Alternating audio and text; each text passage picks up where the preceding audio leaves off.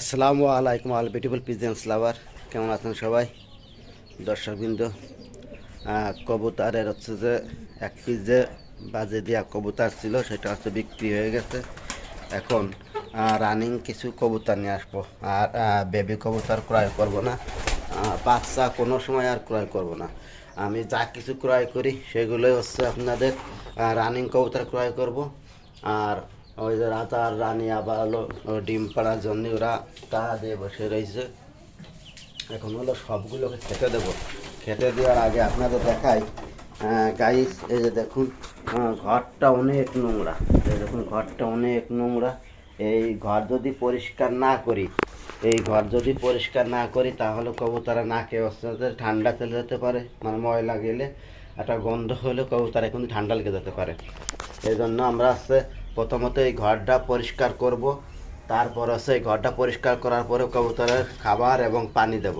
তার আগে কিছু কবুতর বেরো করে দেব, অর্থাৎ রানিং যে বুড়নি কবুতরগুলো আছে ওইগুলো সব বেরো করে দেবো। বেরো করে দেওয়ার পরে এই যে দরজা খুলে দিলাম, আর বাচ্চাগুলো ভিতরে থাকবে।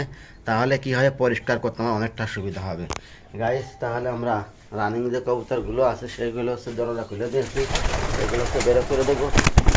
দেখি এটা চলে যাবে না, দেখুন দরজা খোলা আছে, এটা চলে যাবে না।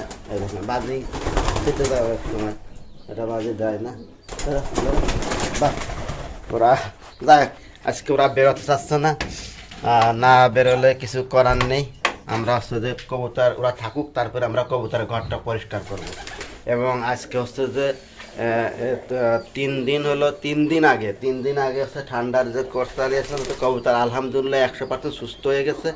এখন আজকে হচ্ছে লিভার টনিক দেবো। লিভার টনিক আগে দেওয়া কৃমির ওষুধ দেওয়া উচিত ছিল, কিন্তু আমার বেবি রয়েছে বলে কৃমির ওষুধ দিতে পারছি না।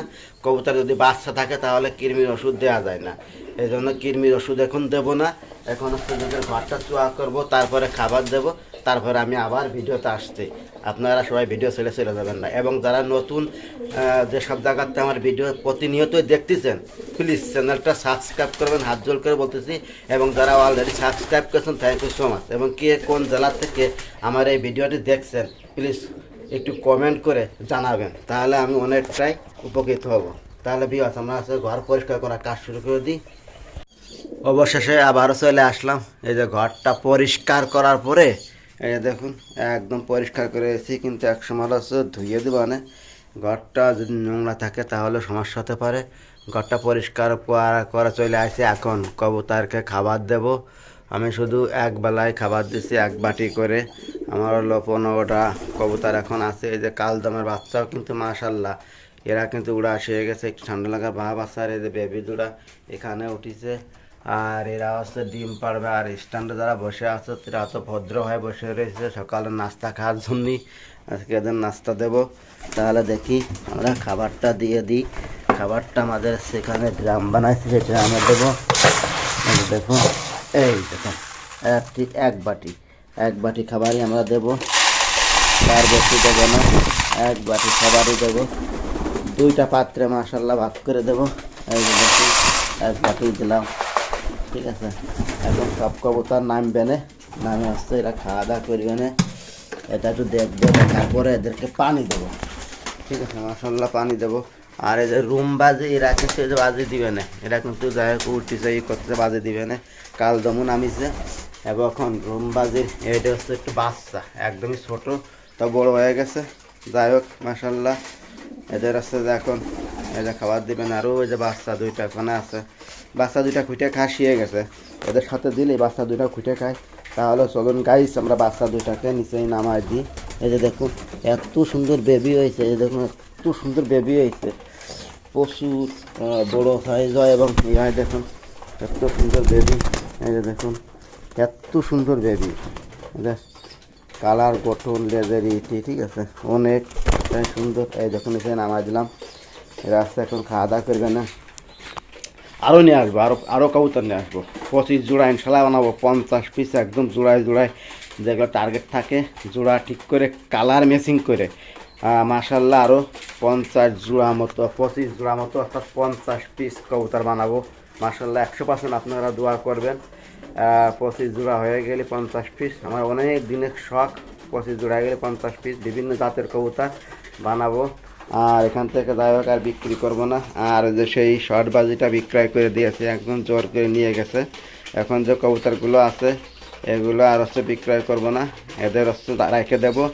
যেগুলো রানিং হবে, যদি জোড়া ঠিক থাকে না হলে জোড়া মিলাবো, আর যদি জোড়া ঠিক থাকে তাহলে মাশাআল্লাহ আলহামদুলিল্লাহ ওরা হচ্ছে তখন হলো ডিম বাচ্চা করবে না। প্রিয় গাইস, এখন হচ্ছে কবুতর খেতে লাগুক। এখন হচ্ছে যে আমরা হচ্ছে যে পানিটা দিয়ে দেবো, পানির ভিতরে যে ওষুধটা দেবো সেটা আপনারা দেখাবো। তাহলে চলুন আমরা পানিটা দিয়ে দিই। পানি কী দেবো, এটা হচ্ছে লিভার টনিক দেবো।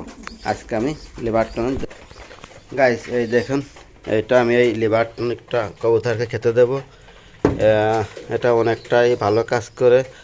এটা হচ্ছে যে 1 লিটার পানিতে 1 মিলি 2 মিলি দিয়ে দেবো আনুমানিক আন্দাজে। এই যে আমার ছোটো যে পট আছে, এই পটে চামচি আমার একটা আনুমানিক মাপ আছে, সেই মাপ অনুযায়ী কিন্তু কবুতরকে খেতে দেব। তাহলে চলুন আসুনটা দিয়ে দিই পানিতে। পানিতে ওষুধটা দেওয়ার পরে হাত দিয়ে যে দেখুন ভালোভাবে একটু ই করে দিতে হবে। এই যে দেখুন সবাই এখন পানিটা খাবে না।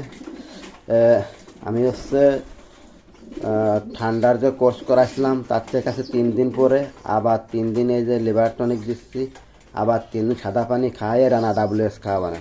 তা এইরকম যদি আপনারা ওষুধ সেবন করতে পারেন তাহলে একটা কবুতরও মাশাআল্লাহ মারা যাবে না, সমস্ত কবুতর আল্লাহর মধ্যে সুস্থ থাকবে। তবে আমি হচ্ছে যে মাগুরায় যাওয়ার সময় এই পানিটা ফেলাই দিবানে, ফেলাই দিয়ে তারপর হচ্ছে চলে যাবানে। বিবাদ আজকের মতো এখানে রাখছি। সবাই ভালো থাকুন, সুস্থ থাকুন। আসসালামু আলাইকুম রহমতুল্লাহি ওয়া বারাকাতুহু।